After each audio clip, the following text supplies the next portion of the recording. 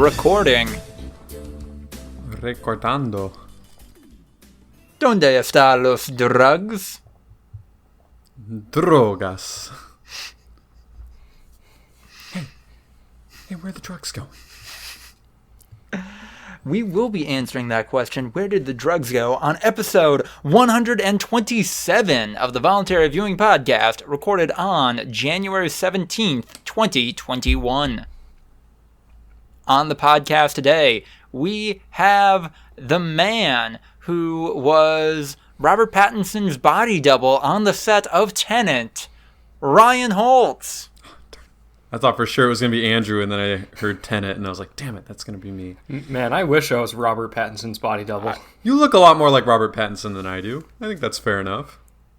I've been known to stand in an empty room in a tracksuit from time to time. You don't look unlike Robert Pattinson, especially with the scruff you got going on currently. Like that's you're definitely not like completely a dead ringer, but if you looked at me and looked at you, you definitely pull it off. Out of the three people on this podcast, I probably look the most 100%. like Robert Pattinson. It's not even close. Me and Lucas are white. That's the only thing we share in common. Andrew's so got you're already like similar. 97% of the way there. We're definitely as close as any other white man. I mean, how much do you think you look like him from behind? Because I was thinking you were just there for like the over-the-shoulder shots that, you know, they're not getting them out of his trailer for those. I don't think you. I think I could pull off the back of Robert Pattinson. I don't think that you meant that the way that it came off, but it did kind of sound like. I mean, like, you thick though? Because Robert Pattinson's got a fucking trailer. Does he? I don't know. Probably not, right? I don't know if I've ever seen a full body shot of Robert Pattinson from behind in my entire life, so... Believe me, if you had, you wouldn't forget it. He seems kind of bony. I kind Right. of doubt it. So... I don't know. That man is a fucking slob. Jesus Christ. I don't Yeah, even... that's something that he's known for. They did a Vogue interview of him. I just remember this one line because it kept popping up on the internet. They said basically like, oh, what's your training routine for like Batman? He's like, well, they gave me a diet and like an exercise regimen and I'm not doing it because I don't want to. Like, okay, well then what do you eat instead? He's like, I'm inventing a new kind of way to make pasta where you like put dry pasta in the microwave and you like cover it in like sugar water and then like try to cook it like that. And they're like, does it work? He's like, no, but I'll get there. I mean...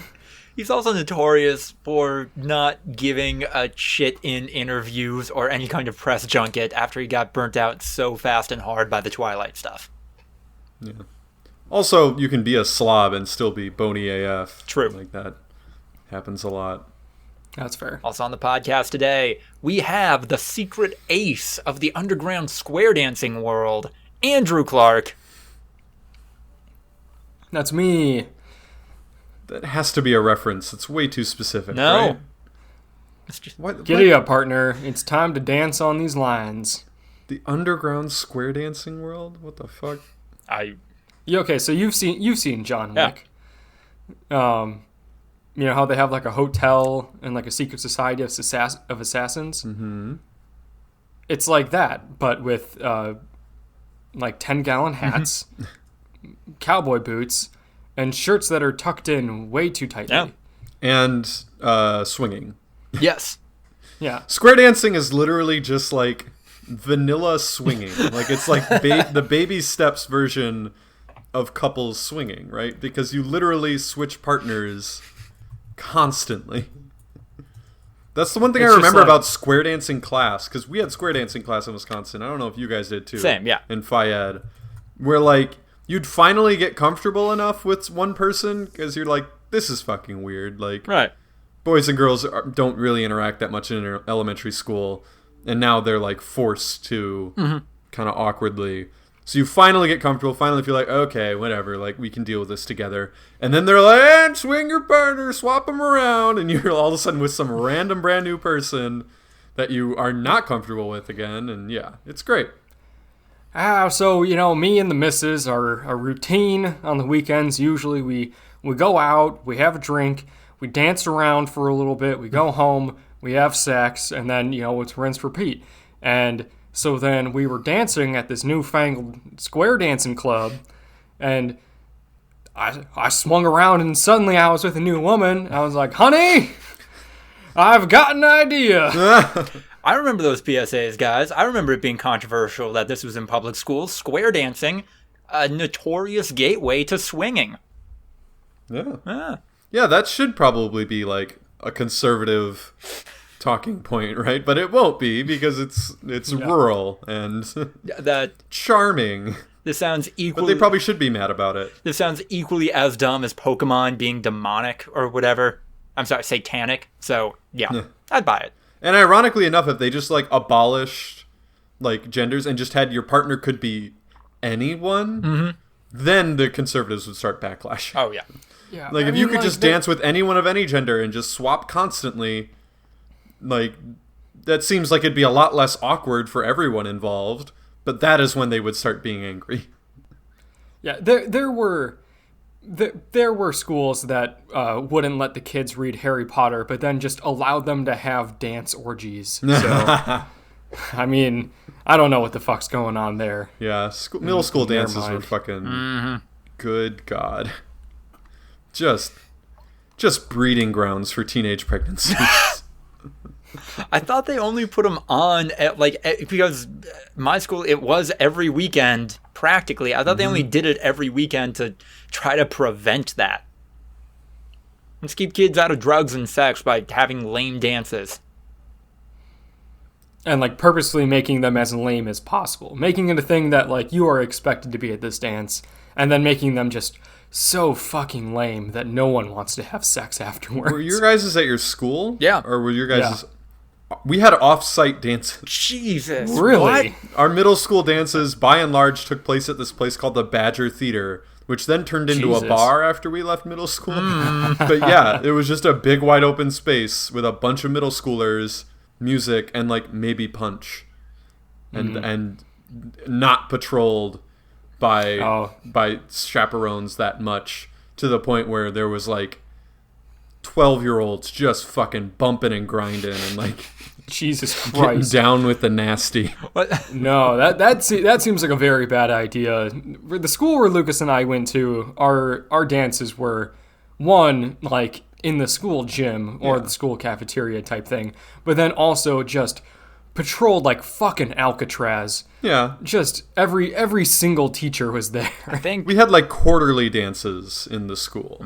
But then like, the ones that happened every weekend were off-site. Maybe. And I think there might have been a couple of people from the school there, but honestly I don't remember that well. If there were, they were not much of an impact at those things. I think this says more about me than it does the dance, but I think I went to one of those for about 45 minutes and remember thinking to myself, man, I could be watching Star Wars The Clone Wars right now. And then left and did and never went back. I had a big group of friends, like 10 people or so, and like half of them would go to the dance, and I was definitely not in that half most of the time. And the other half would just hang out at someone else's house playing video games. Yeah. And then we just reunite, because dances ended, at what, like 9 p.m. because it's middle school. They'd come back over. We'd all then have way more fun playing video games than the people that were at the dance. They'd come back and be like, oh, wow. Yeah, made out with this person for like 2 minutes. Crazy. And that was like the only thing that was worthwhile. And then, we would all just like dick around playing Rock Band or watching Iron Man or something. Like, it was way better. And then last but not least, I am the man who has... ghost written every one of James Patterson's novels for the past 5 years. Lucas the writer. Is he the law one? Is he the one that writes law stuff? That's like John Grisham. Yeah, John Grisham is definitely who I'm thinking of. Yeah. Who's James Patterson? I think he was a mystery writer, but then like random regular guy thriller type stuff, and then also like cop stuff. Airport novels, but then once he just kind of started ghostwriting and the name became more of a pen name than his actual name, then it branched into other genres. If you look up James Patterson, the number one people also search for is John Grisham, so I don't feel as bad anymore. Well, no, you shouldn't feel bad. Most of these guys are just the exact same writer. Hey, I liked Tom Clancy and Clive Cussler back in the day. Hey! Those guys are different. Are they? They're Yes. pretty similar. Everyman hero novel I mean, that you buy at an airport. Tom Clancy novels were about like government spies and super soldiers. I don't know if they're like everyday man thrillers. it's my understanding Tom Clancy definitely a little more jingoist than Clive Cussler. Yeah, no, Clive Cussler was just like, there's this guy, his name's Dirk Pitt. He fucks women and he solves mysteries, and usually they have to do with ships, but not always. He really likes... That's Clive Cussler. He really... I'd be surprised if Dirk Pitt wasn't actually the Dos Equis man. He really likes canoeing. We're going to make a very forgettable movie out of the best of his adventures. Oh, God, no. They made 2 movies, Oh. first of all. What? Yeah, they made the modern Matthew McConaughey, Steve Zahn movie, which, yeah, was fucking trash. They also made the movie out of his very first, like, popular book, Raise the Titanic, back in the day. And, ooh, boy. He promised, I will never let them make a movie again out of my books. And then, like, a couple decades later, he caved and was like, whatever, it can't be that bad, right? And then it was that bad, and he's like, all right, this time for real. This time for fucking real. This is never happening again. Maybe life is just learning the same lessons over and over again. I mean, it's hard to blame the man. No. And also, I'm sure the money talked. When did he die? He died recently, right? Yeah, he died in February. Jesus. Crazy. Shit. Less than a I didn't year even ago. know he was dead. Yeah, no, I knew that he had died, and I was like, shit, man. Then I sent it to Rip my to a friend from real high one. school that used to also, we would read them together in middle school, all the books. Too bad, man. And we got a lot of bad, as in cool stuff, coming up in News of the Week.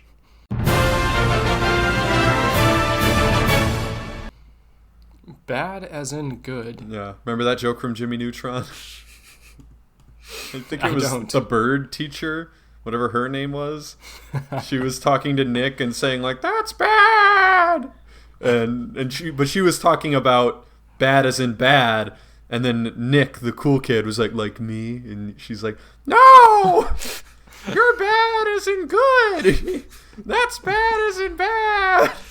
I don't fucking know why that's in my head. I don't remember that teacher's forever. name. I do remember that Carl Wheezer and that evil scientist who could never finish anything, they both had a crush on her.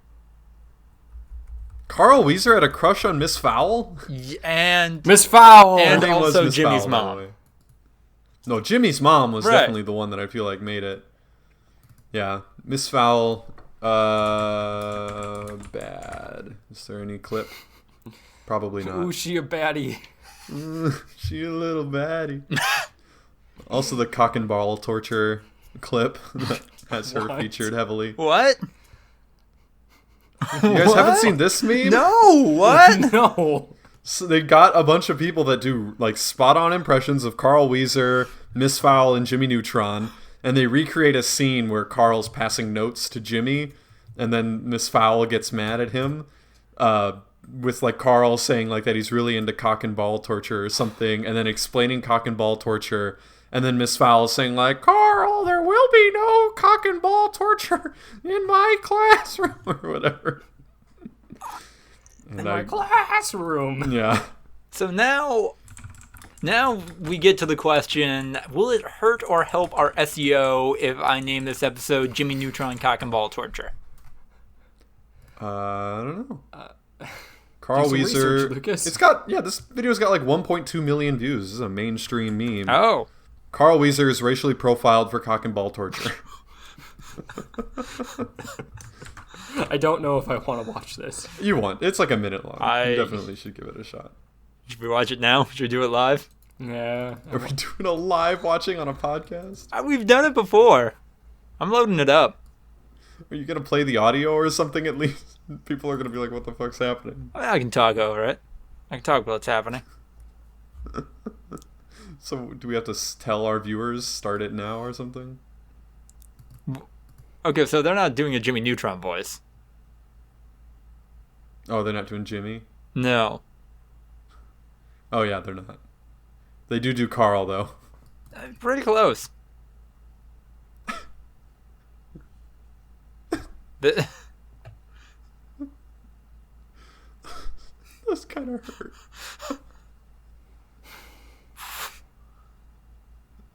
These aren't really impressions. They're just kind of people talking.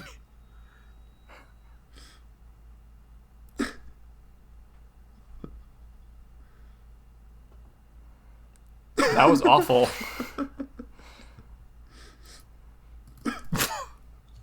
That was that deep fried? I think that was a deep fried meme.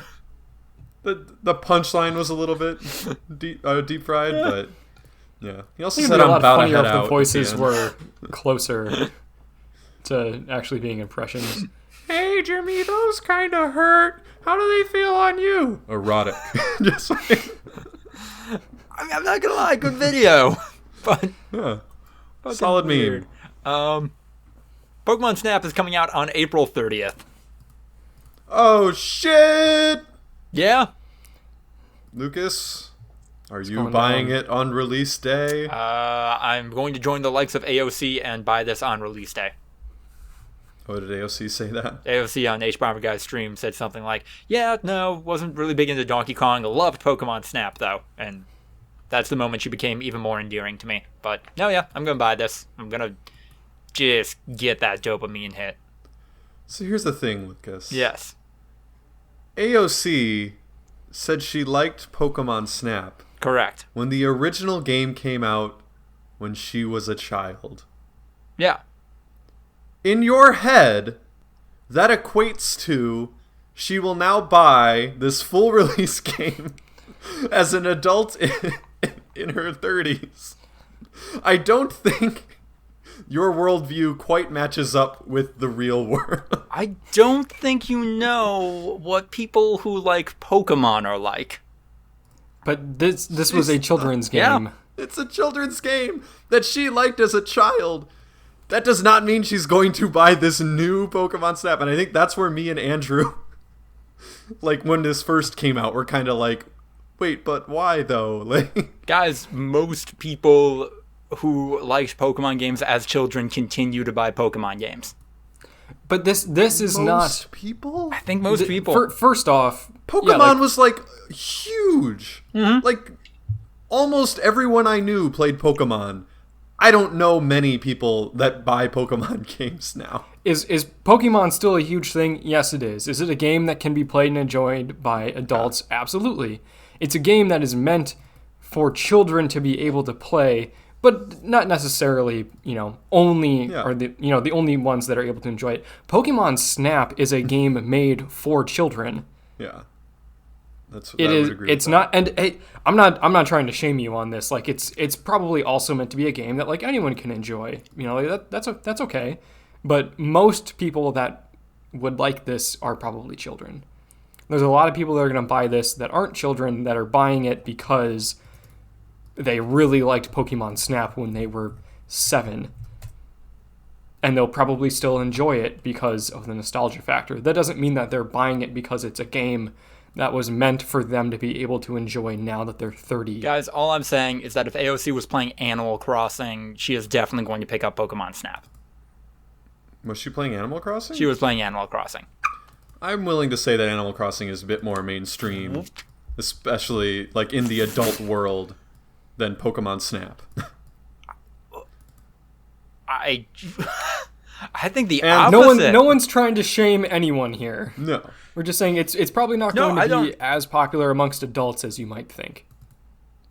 Because it is a game meant for children. I think it's actually an issue that like at least half of Pokemon's current fan base are adults, and that's why there's always so much tension over each new game coming out because it's too. And why everyone's really mad because they think it's like a shallow gameplay experience. Yeah. And it's like, But that's it is. Pokemon. Yes. That's It's what the made to be game shallow is. That's what it's because always it's for been. children. Yeah. Yeah, it's not very in-depth or interesting because at the end of the day, it has to appeal to very young children. Not necessarily appeal. It has to be digestible by young children because that's the whole franchise. And they're like, this game isn't quite as interesting as Legend of Zelda. And it's just like, you can my dude. Of course it's not. That's the whole thing. You can get into 3D chess strategies in Pokemon if you want, but these games also have to be winnable to a 6-year-old who just spams Earthquake. Like, that's how this works. Exactly. And then people get mad.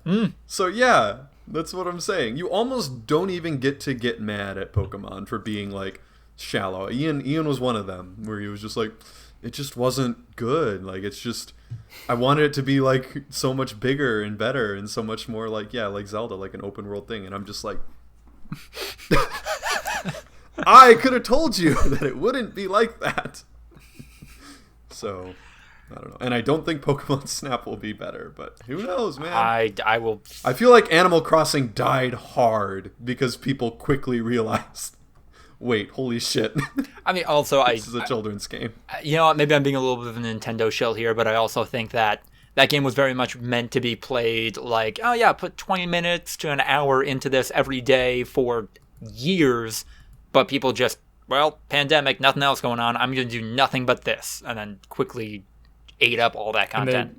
They did everything there was to do within a couple of weeks, if that.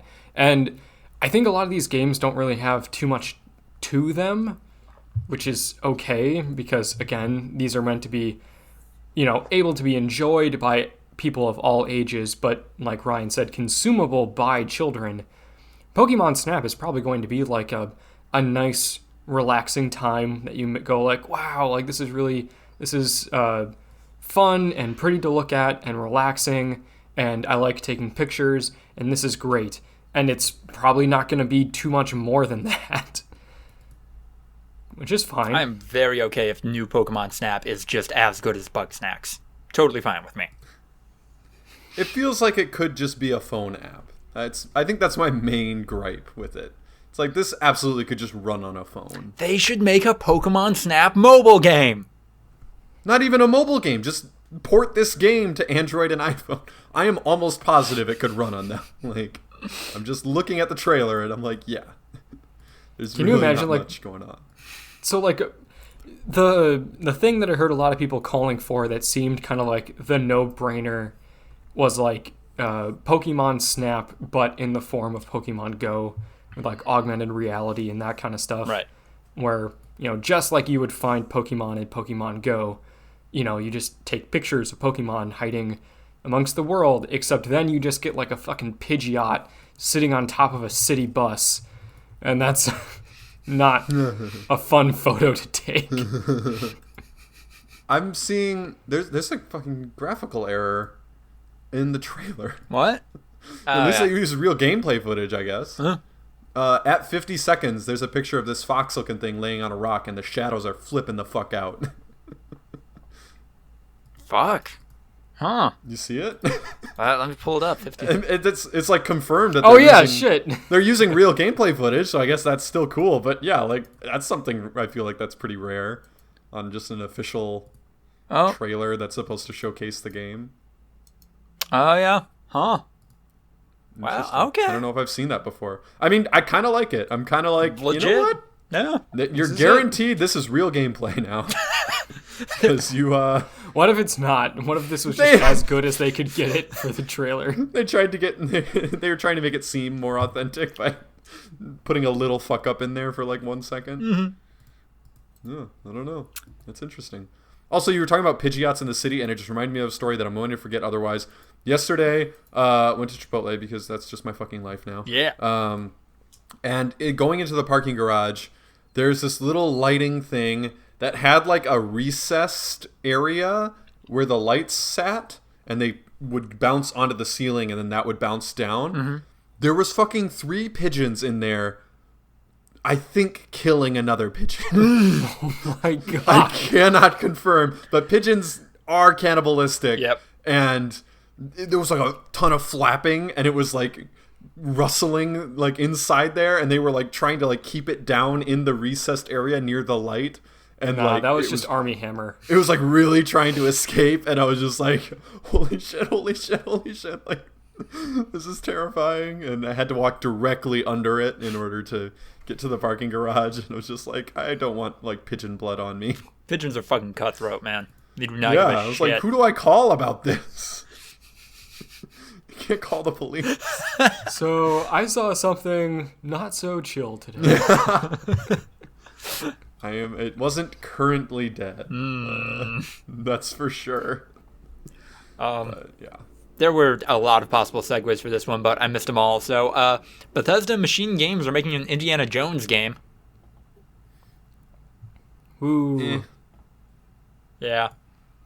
I mean, we're not going to be able to Bethesda's play it. It's going to be an Xbox exclusive, I assume. Probably. Hasn't Bethesda lost a lot of credibility at this point? Yeah. Like I feel like they gotta earn it. They're to the point where they have to earn it back now. I don't think that it's beyond repair, but Maybe that's why they're better doing make Indiana Jones, like a universally loved thing, where the baseline is just make a passable game. They're doing another property that definitely has to earn their credibility back. You mean? Like Indiana Jones, sure, universally beloved for the first movie and like probably the third. Yeah. And then the Weird. second one, 2 out of 4. Latest one. Whoo. Kingdom of the Crystal Skull, not good. Second Indiana Jones movie, kinda really problematic. Yeah. And then, like, the other 2 movies just as a byproduct of the era when they were made, also kind of fucked up. Like, I think in the first one it's implied Indiana Jones had sex with a 15-year-old. Like, not great. No, kind of. it Well, they wa- had like a relationship. No, I think that like that scene.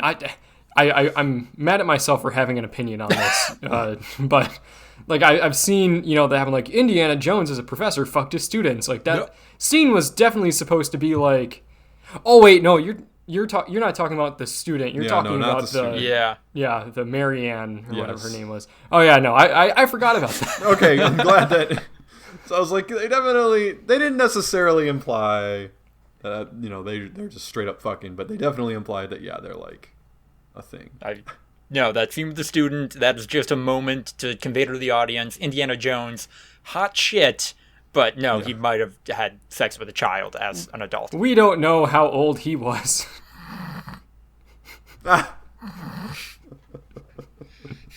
Let's look up the actors' ages when they were in this movie, and we can do the math.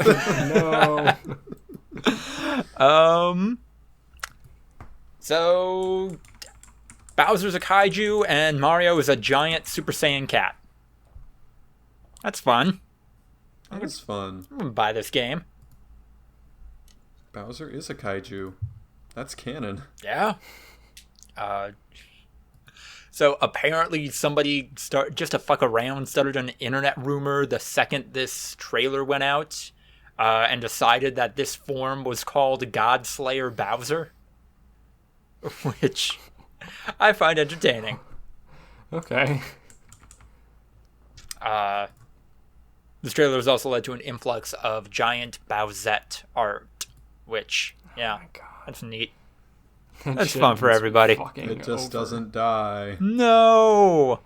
Also, Harrison Ford is 9 years older than the actress that played Marianne, so look, he was only 24, guy. He was our age.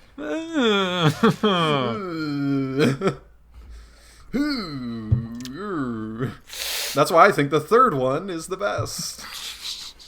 I actually have always kind of held that opinion. I really like Dr. Jones. He's probably my favorite character in the whole series. So.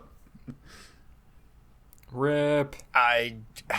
Rip Sean Connery. Yeah, Jesus Christ. Wow. Fuck. What a reminder of the people that we've lost. Yeah. It's easy to forget, huh? Hmm. Also, that actress looks really familiar from something else that I saw in my childhood, because I didn't consume Indiana Jones until like probably high school. Yeah, that's fair. She's from something else that I know. Yeah, she's from Indiana Jones and Kingdom of the Crystal Skull. I don't think I've ever. I think I saw that, but yeah, I don't remember much of it. I remember Shia LaBeouf. She was in Sandlot. Oh. Who'd she She was play? the mom in Sandlot. Oh, yeah, huh. I totally remember that now. Yep. Though, The Sandlot was, on contrast, a very huge part of my childhood. when did Sandlot came out in 1993? Isn't that crazy? God, weird. Huh. It's before my era, but I was a baseball boy, so Baseball boy. I partook. Cyberpunk 2077 was delayed again. Kind of. CD Projekt Red says they won't crunch for real this time. For realsies. For reals, guys. Guys, no bamboozle. We won't crunch. No bamboozle. Look, if they said no bamboozle, I would actually... I'm telling you, man, no bamboozle is fucking sacred. If you bamboozle after the no bamboozle disclaimer, you've got hell to pay. Belle Delphine, no bamboozle, and she was not bamboozling. Nope. We'll get to her, though. There, she's got more backing up of her lack of bamboozle. Then a report came out of Vice. Turns out the Game Explain YouTube channel, not a great place to work for. Yeah, for as kind of respected as the channel is, seems like behind the scenes, very much a content farm, very much a lot of talented people being very underpaid. Whoever wrote this article, the first line, Steve Bowling sat at his desk crying. Just Yeah, no, this is the most depressing fucking first paragraph of an article I've read in a while. Steve Bowling sat at his desk crying, just immediately evoking the image of just a grown man having a mental breakdown. Because he's playing a video game at gunpoint, basically. Yeah. It's fucking brutal, man. For $500, 3 days without sleep, working constantly, $500. Yeah, fam. Mother of That Christ. ain't it. This is another one of those headlines where I'm just going to read it verbatim. Developer delivers expletive-filled but correct rant about Xbox Series X's dumb name. From Kotaku. Yeah. It's garbage. Yeah, and this is from the oh god, his name is escaping me, but he was the fuck the Oscars guy. Josef Ferris? Yes. Maybe, something like that? Mm-hmm. That's a fucking confusing name. What the fuck's going on with Microsoft? They're losing it, man. What the fuck is going on? Like Series S, X, Mex, Next? I mean, who knows this? Come on, madness. Call the Microsoft box and that's it. I don't know. It's a total fucking mess. Trust me, even them, they're confused in their offices. What is this? X, S? I don't know. What the fuck?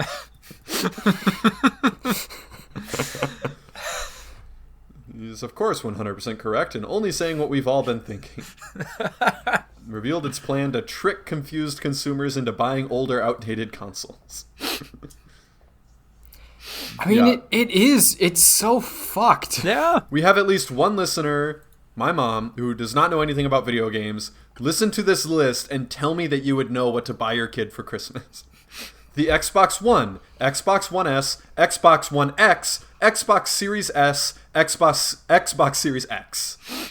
All of them exist, like you could buy them at a Walmart, and only one of them is the one that your kid would actually want. These boxes are lined up next to each other right now. Good fucking luck. Yeah.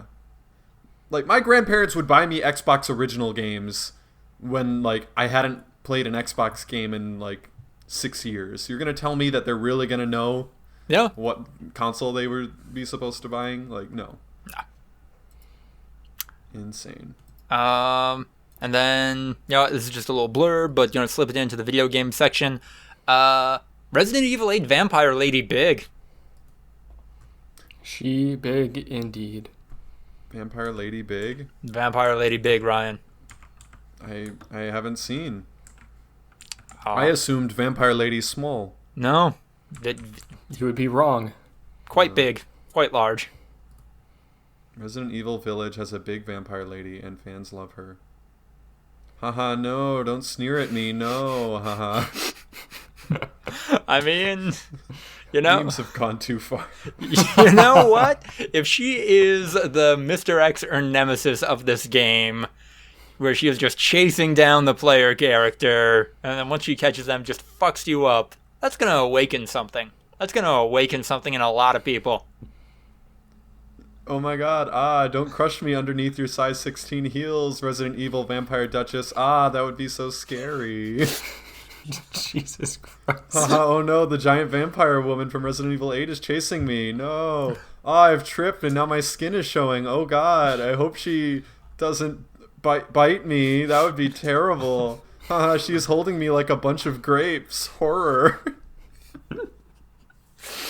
Yikes, man. We gotta get this fucking vaccine. Oh, I love it. Good for everyone being horny on Maine. That takes us into television. Crunchyroll put out the nominees for their yearly anime awards. We're running a little. Oh, go for it. Hit us with the snubs, Lucas. Oh boy. I actually don't know if anything really got shafted that came out last year. Ooh, hot take. I'm sure plenty of people got shafted in all of these anime, Lucas. Ew. All right, well, tell us the ones that the pretenders. Who are the pretenders that don't belong? Ironically, the anime Great Pretender, which shouldn't be up for anything other than art direction. I said it. There. Great Pretender nominated for Anime of the Year. Get the fuck out of there. It is a literal pretender, apparently. I didn't watch it, but that's probably going to go to Keep Your Hands Off My Izuken. Good series, good feel good. Didn't have the time though. Keep your hands off Izuken. Yeah, it's a bunch of girls start an anime club, make anime. It is very much people working in that profession being like, this profession has problems, but we love it because artistic integrity and that kind of thing. But you like Jujutsu Kaisen and Dorohedoro, right? And B-Stars. Honestly, I would go with B-Stars. That's right, and B-Stars. Oh, wow, you're going B-Stars as the kind of want to go one B-Star. you want to win. You know what? Hot take. I know people like it. Apari Ranman doesn't deserve to be there. That's just a ripoff of JoJo's Part 7. And once that finally comes out, everybody's going to be like, oh yeah, remember that thing that was worse, JoJo's Part 7? Weird. I find it weird that Crunchyroll gets to run the anime awards. Right? Isn't that strange? Shouldn't there be an independent organization running these? Welcome to the Video Game Awards presented by Sony. Yeah. Yeah. Welcome to the Oscars, brought to you by Disney. Like, it's not allowed. You can't do that. They're going to be biased. Actually, Andrew, now this is quite literally Welcome to the Anime Awards presented by Sony. Nah, that's true. Yeah. Sony owns Crunchyroll. Forgot about that. Ugh. Yeah, no, I don't know. That seems kind of fucked to me. Yeah. There's a 0% chance if you're not carried on Crunchyroll that you will be nominated for anything. And then Crunchyroll originals are definitely going to get like preferential treatment. Yeah. Like treatment, yeah, favoritism. Although I guess, well, okay, there's some stuff that didn't air on Crunchyroll here anymore, but now it is. Yeah, okay, so there are a couple of Netflix things, a couple of things that didn't run on a Sony-owned platform. So I guess they're trying. They're trying to be unbiased, but there's always that they're question throwing of token answers. We need an anime academy. There's the TV Academy and the Film Academy. Anime Academy, it's time. I got this. Yeah, the Film Academy is like all old white men. People are complaining. The TV Academy is just all TV executives. People are complaining. Anime Academy is just a bunch of neckbeards in their parents' basements. Everyone's complaining. Not enough hot springs scenes for me in this one. Oh my god. And as a result, it doesn't get my nomination. Anything happened in film? Nah, fam. All right, then going. Film doesn't exist anymore. Oh, fuck. Major American. They used to show movies on big screens. Okay, Grandma, let's get you to bed. Moving into the other category, Belle Delphine dropped rape play pics on Twitter, and chaos kind of ensued. Yeah, fam. Talked a little bit about this in the Quarantine Cast. so won't rehash too much of it here. But then she put out a response after we'd recorded that episode, and it's kind of deflecting. It's kind of like, and yeah, I guess she doesn't really have anything to apologize for, I think, at least. But then, especially when she addressed the issue of people saying that she should have at least added trigger warnings to that content, her response was more or less, "Come on, guys, you know what I'm about." To which I have to say, I don't think you know what you're about anymore. Yeah. I think... Also, her, apology was 2 images, one of which being her, nipples out, tossing the, anime peace sign. Yeah. And then the next one being "I'm really sorry. We're sorry. I'm sorry." I found a really good tweet. Let me throw this one in the old convo. I don't know how do I link the tweet? Fuck. Can't just paste? What? No, it won't let me copy link to the tweet. Weird. Oh, here we go. Found it. Ah. I don't know how to use Twitter on Lucky. browser. I'm an idiot. Because in her I thing, she can't get explicitly in. says, "I don't dress sorry. like a child. That's insane." And then One of her dressing like a child. Yeah. just dressing like just an overt, Yep. child. Very, very obviously. And I kind of agree with her that was she dressing like a schoolgirl? Sure. But to now throw out any schoolgirl stuff because it's inherently pedophilia is definitely, you're getting down a path here that's probably, gonna lead to some weird places. But yeah, I mean, just put a fucking warning on there, fam. Yeah. Ain't no problem. And if her... This Shannon Sharp. Yeah. Ain't no problem. We ain't got no problem. Ain't no problem. And if her only argument is that, come on, guys, I do porn on the internet. You should expect this from me. A lot of people don't expect hardcore content from her. That's not Well, yeah. And even if they do expect hardcore content, there's a difference, right? I don't know if I've ever seen anything from Belle Delphine that was ooh, she needed a warning on that shit until this, Right. So yeah, no, she did. There's been no ooh, warning, scat play. Then if there had been something like that, then I'd be a little oh, yeah, she's definitely had some shit in the past that people should probably be aware that there's gonna be some shit on there. But literally in this case, yeah. But no, I think that she's been relatively vanilla. Even the hardcore porn video of her was still relatively just straightforward, having sex on camera. So the only thing that video could have been tagged with was trigger warning, existential crisis. Jesus. Trigger warning, average size dick. All right, that is a contender. That is a contender for the title. God. God damn it. Honestly, though, there was plenty of discussion about that. There were a lot of people triggered. There were people saying, "Oh, tiny dick," and then people getting really mad at those people. No, that's average, dude. That's totally average. And it's oh boy. We know where this is going. There's just a man, in the fetal position, rocking in the corner, "Honey, what's wrong? What's wrong? I saw something so fucked up." What was it? It was a 5-inch penis. Oh my god. His dick was 5.5, maybe 6 inches. Just freaking out. I'm calling my therapist. They're on holiday, but I don't care. Emergency! Oh god. All right, Andrew, take it away. So everyone's favorite, promoter of domestic terrorism, the NRA, has filed for bankruptcy, almost assuredly in an attempt to just dissolve the organization and then reorganize it as something almost identical in Texas, because they're facing just mountains of prosecution in New York. And they're because corporations and organizations like this are legally people, dissolving the company is like killing yourself. And you can't go to jail if you are a corpse. Yeah.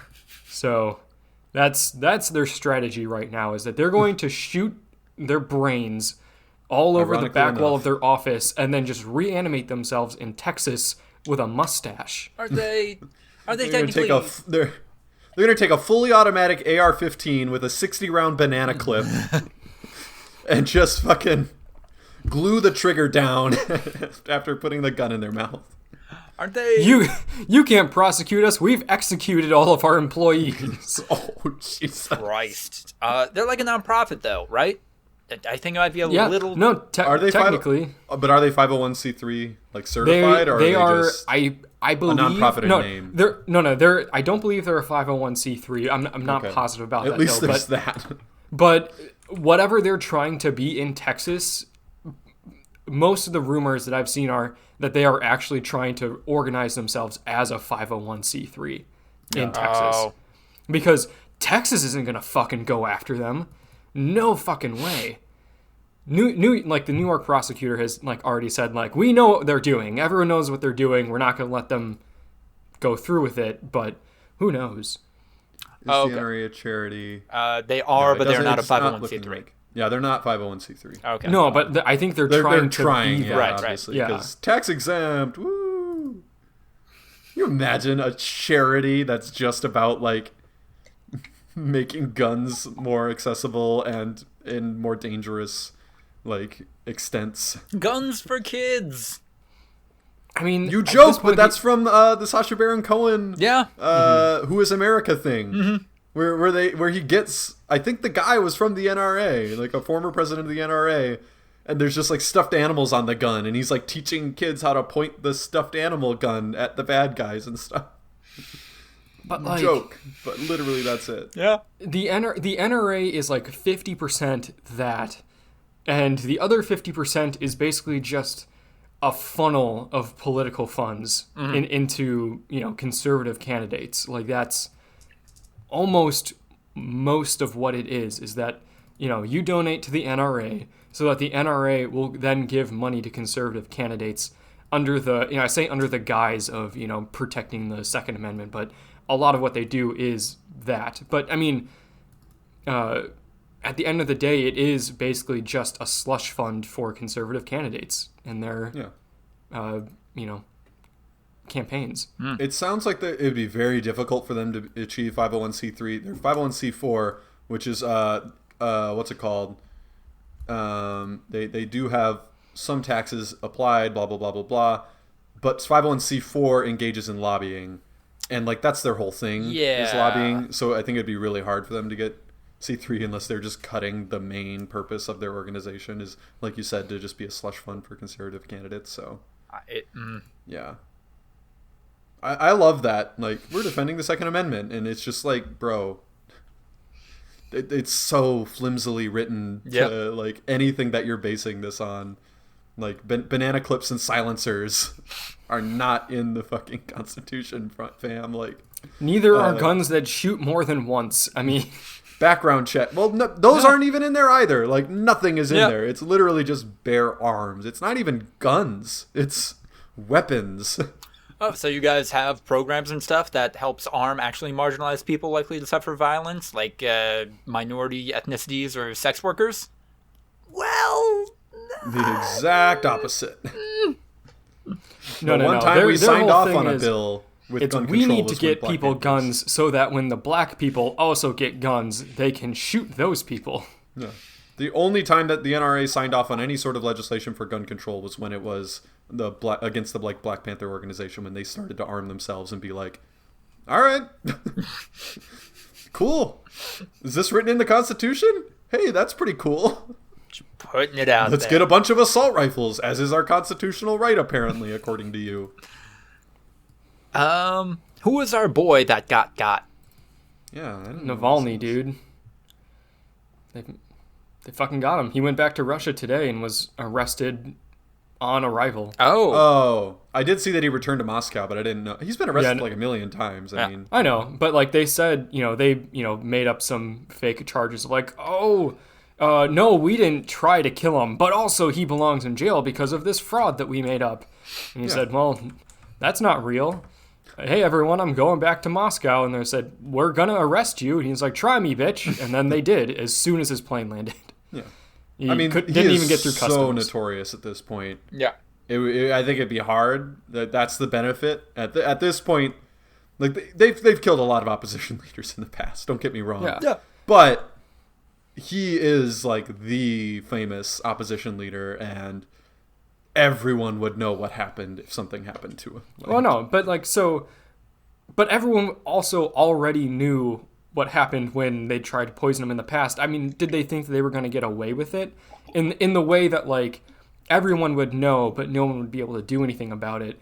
But I think this poisoning, I agree. So leapfrogged him. That's why they said we're going to arrest him, because now even if they don't kill him, he's just in jail, and they can make up whatever charges against him that they want. And there's going to be a ton of public outcry. Absolutely. The Russian government does not give a shit. They don't give a shit about public outcry, but like at the end of the day, I think he'll be okay. Mm-hmm. No, he won't be murdered. I don't think he'll die. I don't think they'll kill him, but he is at least currently on his way to prison. Right. Yeah. And we'll see what happens. No. Yeah. A Joe Biden administration could apply pressure. Who knows? And then the Russian government would say, like, you have no power here. Like, I mean, that's sanctions? The thing. If day one Joe Biden reapplies the sanctions that Donald Trump repealed because he's buddies with Putin, that absolutely impacts them. Russia would then just, counter. I forget exactly what the term is called, but like apply their own sanctions. But no, not that. Just go to like the. It used to be called the GATT. It's like the International Trade Institute, something like that, and say the United States is wrongfully applying sanctions to us.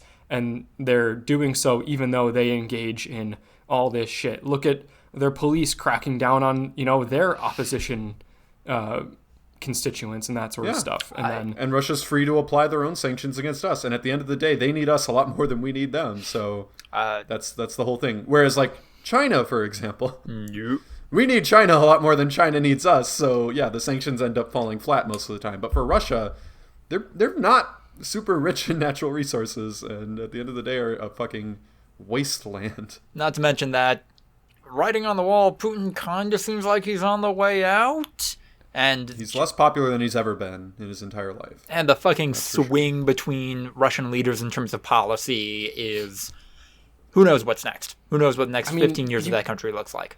You guys understand that Putin is not winning these elections, right? No. Like, these are not... Yes, these are but not popularity is the only reason he's been able to maintain the fact that he's winning.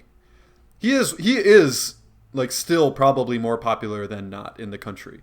But, like, you could poll Russians 10 years ago, and it would be, like, 60 to 65% of Russians would approve of Vladimir Putin.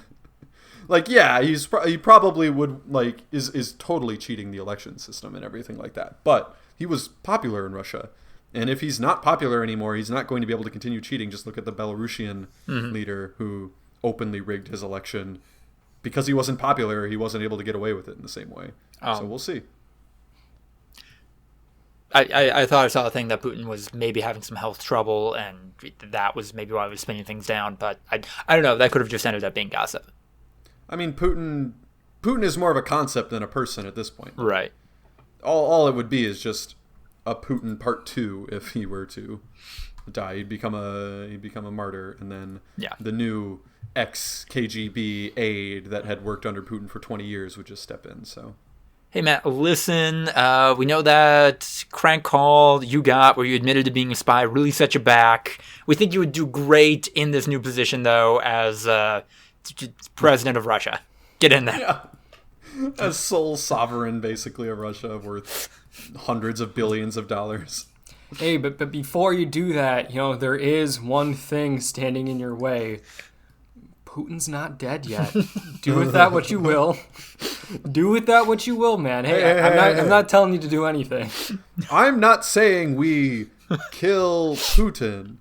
I am saying it would be more convenient if Putin wasn't alive anymore. It's the whitest kids you know thing. There's a couple of things that you can't actually say on TV, such as, I want you to kill Vladimir Putin. Can't say that. You can't say that. That's just an example. There is a clean line of sight into his hospital bed from the 30th story window of the building across the street. Not gonna tell you that. That'd be crazy. Cannot say that. Absolutely not. Or even that I've hidden a high-powered rifle in that room. I would never, ever tell you that. Or that the best way to confirm the kill would be a guided missile from a rocket launcher. Can't say this. This is all illegal. We could all get in trouble for this. He uses... And I know it's probably not going to work like this in Russia, but he uses this one phone call just to fuck with that assassin one more time. Nah, calls him back. Hey, baby, you up? I miss our little talks. But yeah, if you Google Navalny, just for an example, like literally news, CNN, New York Times, Wall Street Journal, The Hill, Washington Post, BBC News, NPR, Fox News, Politico, like it's big now. Yeah. And I think if he had not been poisoned and they'd failed in that recent attempt, and then all the hullabaloo that came afterwards, he would not be... It wouldn't be this big. It wouldn't be universal coverage. It would just be maybe a couple of thought pieces in various publications. So we'll see. And we will see what we have going on individually in the breakouts.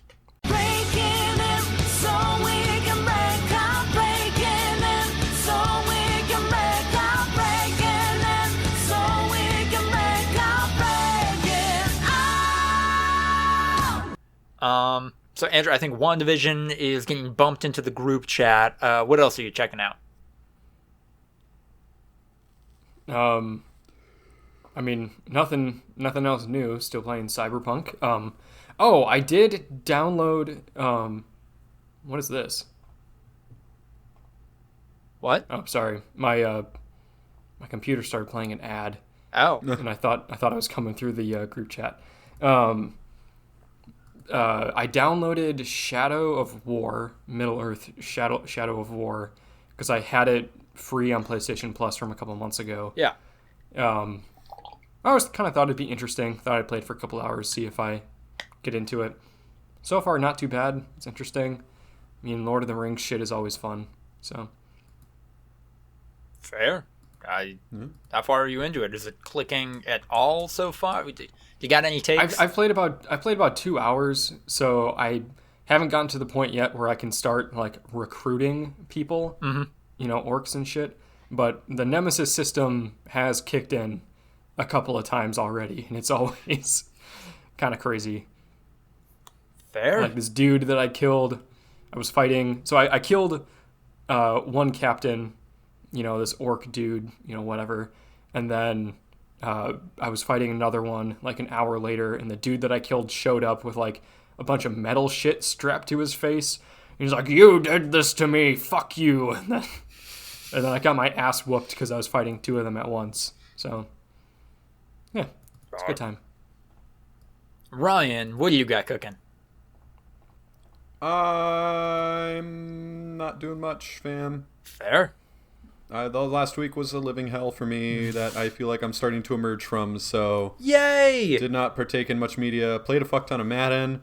There was a day there where I think me and Andrew were both playing for a while, and we just kept going. I played for like 3 straight hours, because... It was a blast. Yeah! Ryan's like, "Hey, play your game so I can advance." I'm like, "Cool," and I did, and then I advanced, and then he was playing his, so then I played mine, and we advanced, and then he was then playing his, so then I played mine, and we advanced. I played like 3 games. Yeah, it was a lot of fun. Having a blast with it, developing my players. Downloaded 8-Ball Pool. I don't know if you guys remember that shit from high school. Fuck yeah! It's a great mobile game for when you're not able to do much else. Like, I'm pretty good at it. I don't know. All right. Just saying. So, I haven't been watching much. Haven't been playing much. Yeah. Fair enough. I'm still plugging away at Demon Souls. Follow me on Twitter at LucasTheWriter for updates on how that is going. I've got through a lot of the games since I last talked about it. I don't know if I mentioned it last time, but I beat the Flame Lurker boss, who really easy if you have fire resistant stuff. Beat the Dragon God boss, which that was the boss that's like featured in the opening cinematic and in a lot of promotional material for the game. Turns out it's just a gimmick fight. Like, ironically, not actually all that challenging. That's pretty cool. Beat the Fool's Idol, which I had mentioned this off recording, but yeah, thought it was weird that it dropped like the doll soul, and turns out in the original game actually has like this whole marionette thing going, when in the remake they just made her look like somebody that a lot of people would simp for. And you know what? Fair. Haven't mentioned this to you guys yet, but I beat the Adjudicator boss, which is just a 10-foot tall, very obese man with a bird for a head and a giant prehensile tongue. Which, that's redundant, right? Tongues are, by definition, prehensile. You can, like, go a ways with it, though. Like, doesn't prehensile mean it can, like, grab things? Yeah, but you can grab stuff with your tongue. No, you can't. Kinda, right? You literally can't. No. What can you grab with your tongue, Lucas? Tell me right now. Food? No, you can't grab it. You don't reach your tongue out of your mouth, wrap it around food, and pull it in. I mean, I can. Also, you don't grip things with your tongue. The most you can do with your tongue is, like, stick it in a bowl of, like, candy or popcorn. Yeah. And, like, sometimes things will stick to it because your tongue is wet and sticky. Yeah. It's not prehensile. Yeah, so killed that fucker. And then the latest boss I beat was the Leechmonger, which I hated that level. Thank God it was so short, because I was just poisoned and plagued the entire time. But then the boss fight itself, pretty easy, pretty boring fight in terms of both monster design and just engaging in that It's just a big pile of leeches. Just like leeches vaguely in the shape of a guy, and it threw leeches at me, and I killed it with fire, and it was easy. I'm also starting to see, now that I'm like really getting into this game and digging into the discourse online, I'm starting to see the argument that like me playing with a magic build, which is pretty overpowered, isn't like really playing the game. And if I want the true like batshit difficult Demon Souls experience, I need to play without magic. To which my response is, yeah, things are harder if you make them harder for yourself. Why would I play this game with a worse build than what I have now? I don't get it. I don't get it at all. Ain't that the truth? But I do get WandaVision, and we're going to talk about that in the group chat. So did you start watching it, Lucas? I did. Oh, okay. Did you watch both episodes that released? I've seen both episodes. What do you think about it, Andrew? It's interesting. I mean, it's weird. I didn't really want to watch it beforehand.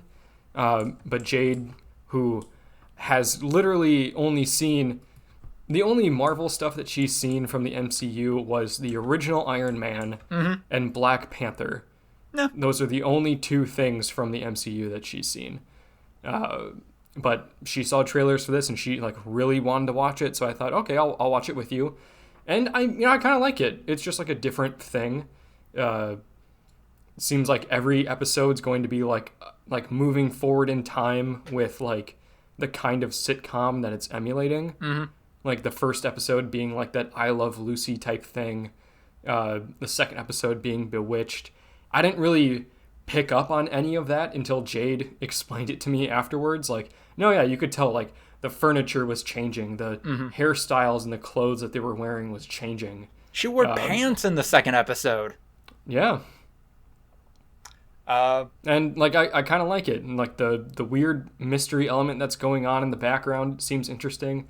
I kind of know what's going on because I Googled like the House of M beforehand, so I kind of get what's going on. But it's interesting. I definitely think it's weirdly advantageous that this is the first Marvel thing to come out in a year because of the quarantine stuff, which wasn't their plan initially, and that it's really working in the show's favor, that it's this weird thing, and that's serving as people's reintroduction back into Marvel. That's certainly doing it favors.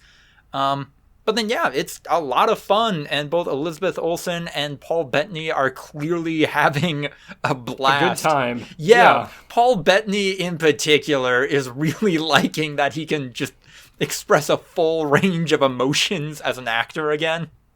Yeah. God, when he was pretending to be drunk, that was a lot of fun. Yeah, because he ate gum, and literally it stuck to his gears, because he's a robot. Sure. I buy that. I buy that comic book logic. And then, yeah, I think it is pretty clear what is going on here as, like, the larger arcing narrative of it.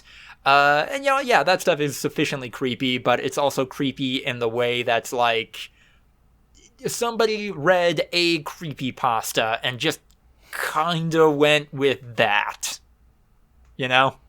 Yeah, I mean, I think they do it, like, enough and in, like, subtle enough ways until, like, something, like, actually super creepy happens. Like, I think they're doing a decent job with that.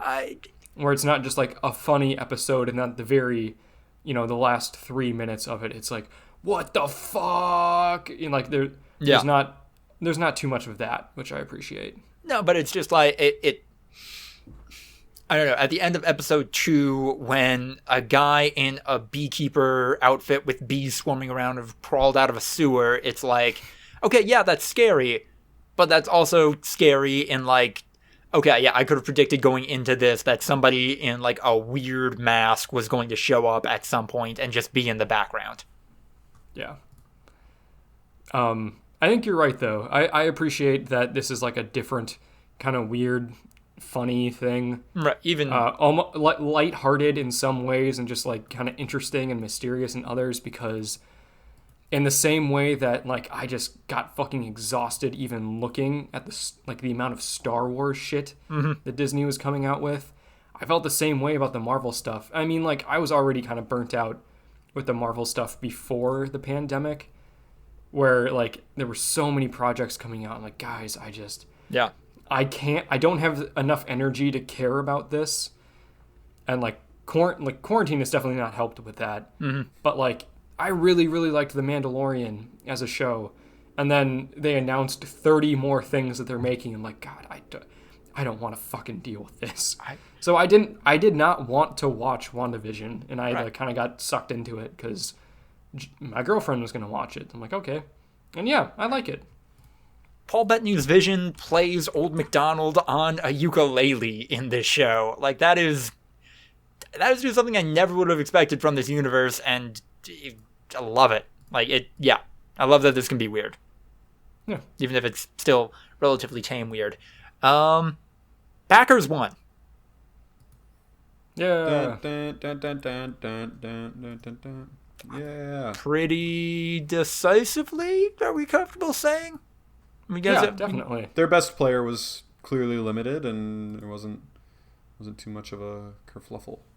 There was a moment where it was lowered to one possession and they had the ball, and it was a little like, fuck. Oh, they could tie. They didn't do anything with it, and then that was pretty much it. It was Packers defense was pretty on point, and I mean, I remember the narrative going into the game was very much like, well, I mean, if the Packers can break 20 points in this game, they're probably going to win, and we did so, and then some. So, yeah. And it could have easily been in the 40s, but fucking Alan Lazard dropped a wide open touchdown. Mm-hmm. Aaron Rodgers missed Devontae for a wide open touchdown. Aaron Rodgers missed MVS for a wide open touchdown. Yeah. MVS dropped a pass for a touchdown. Like, you know, it could have been like an absolute like steamroll of a game. And I mean, like, you know, 32 points, that is, you know, that is an offense that's really, really going for it. But yeah, we could have dropped fucking 50 points on them, if not for our own mistakes. We shot ourselves. And fucking special teams. If we lose, it's going to be because of special teams. It's so depressing. Yeah. Fucking that botched snap and the J.K. Scott, like, laying Mason Crosby out to dry. And Mason Crosby getting injured. He should have just fucking gone down on it. And he's like, I don't want the ball. Here, tackle that guy. Yeah. J.K. Scott, you're less valuable than Mason Crosby. Go down. I don't give a fuck. But yeah, no, we practice that in high school because it happens in high school a lot more often than the pros because you don't have professional long snappers who their whole job is to put the ball right on one spot between their legs. It would just be whoever is the best on the team at snapping the ball is the long snapper. So it happened a decent amount where it would be a bad snap, and they'd call it a fire drill, where the holder would just start screaming fire at the top of their lungs. And when the two people on the outside of the line who are eligible receivers heard fire, their job was just to immediately run to the end zone and like look and hope that like the guy can throw it to them and that no one's covering them or something. Like just a last second desperation. So that's clearly what he was trying to do, but it was just too much of a mess at that point, and he should have just fucking went down. It was terrible. And then playing right now, Browns versus Chiefs. Chiefs up by 6. Later today, Buccaneers versus Saints. You guys have any takes about these games coming up? Chiefs should probably win relatively handily, same way that we were against the Rams. And then Buccaneers and Saints I'm excited for. I think that might be a good game. I desperately want the Buccaneers to lose. You don't like Tom Brady? I don't like Tom Brady, and not even if he wins, if he just makes it to the Super Bowl with the Buccaneers, then it is going to be another 10 decades of everybody being, oh, Tom Brady, hot shit. Yeah. I don't need it. No, I don't want Tom Brady either. No. But, you know, at the end of the day, I have confidence in the Packers, and I'll be very disappointed if they don't just beat whoever comes out, because I think we're a better team than the Saints and the Bucs. So I'm sorry, my ignorance. Do we play the Bills now, or which matchup do we? Saints or the Bucs? So okay, the Bills are in the AFC. Yeah, the Bucs and the Saints are NFC teams.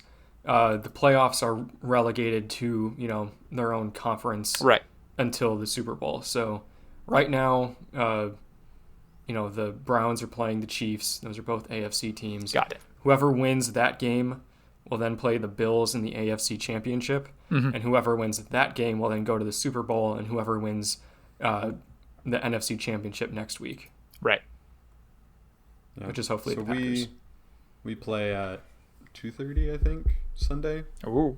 Versus the winner of the Buccaneers and Saints, and I think the weather is going to be a lot more in our favor. Yeah. It was a balmy 36 degrees. Yeah. Green Bay weather forecast. Let's check it out. As long as it's not super windy, because windy. Yeah, we saw what happened in Buffalo. Yeah.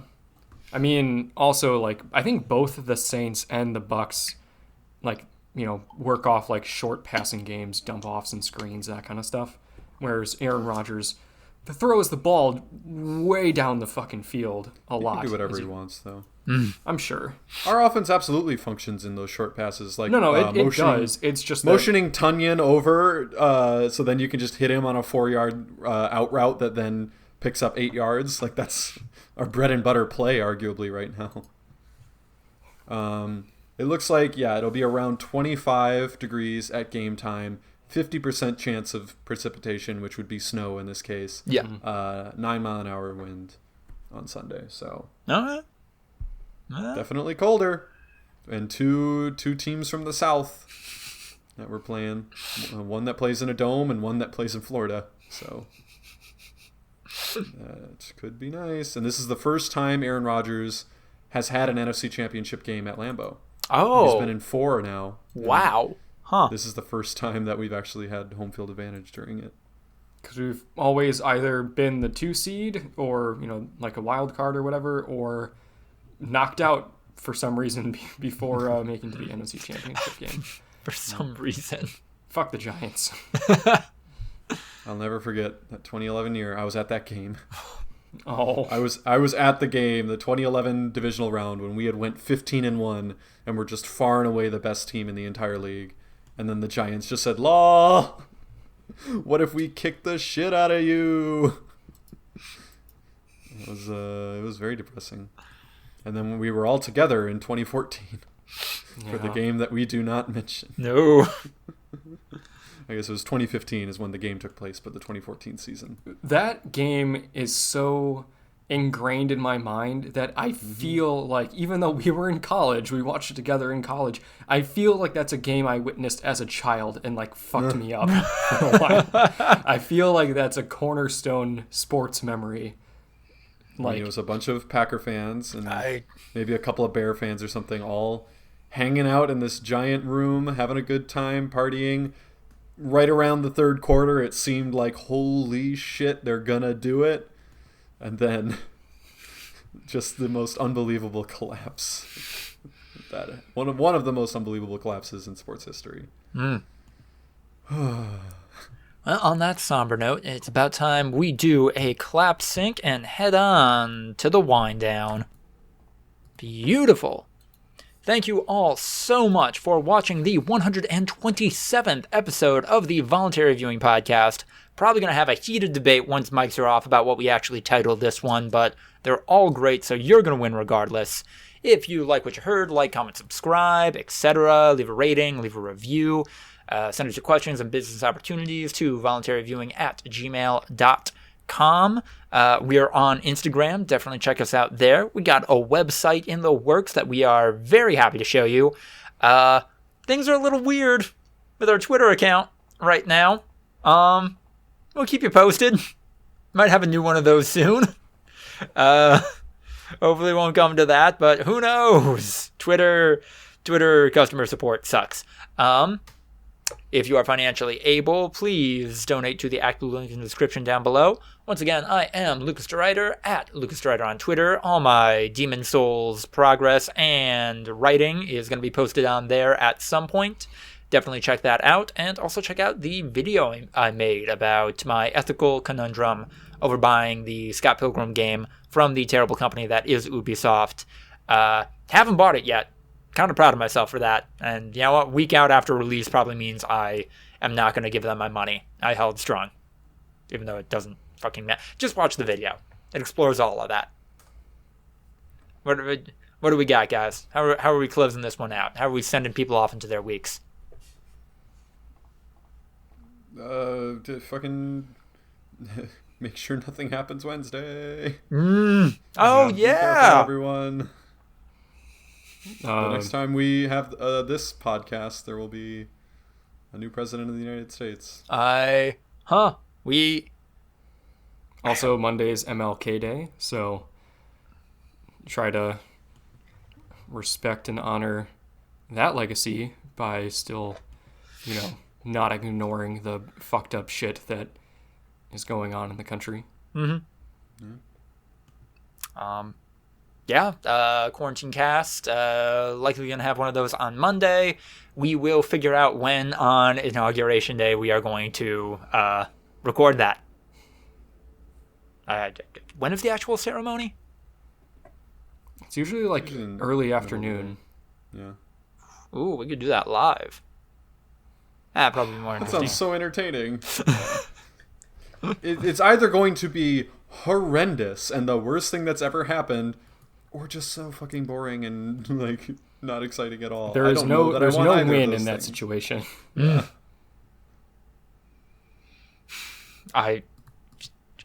We're starting to run a little long, but do you think the Senate successfully impeaches Trump on Tuesday?